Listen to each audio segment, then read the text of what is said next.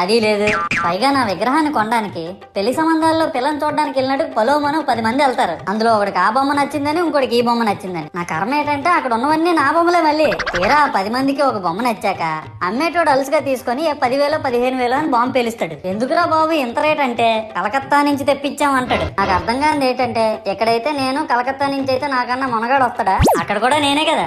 ఇలా నన్ను బజార్లో పెట్టి బేరం ఆడి నా మొహానికి ముసుగేసి వ్యాన్ ఎక్కిస్తారు. ఆ వ్యాన్ డ్రైవర్ గాడు నేను ఉన్నానని కూడా చూడకుండా ఏదో ఆలోచించుకుంటూ డ్రైవ్ చేస్తా గతకల్లో గబి గుబి అని తించేసి నా కాల్లో చెయ్యి ఇరగొట్టేస్తాడు. ఈ విషయం చందాలు ఇచ్చిన చిన్నోళ్ళకి తెలిస్తే మళ్ళీ ఇరిగిపోయిన బొమ్మ పెట్టకూడదని ఏ బొమ్మ రాసి కవర్ చేసేస్తారు.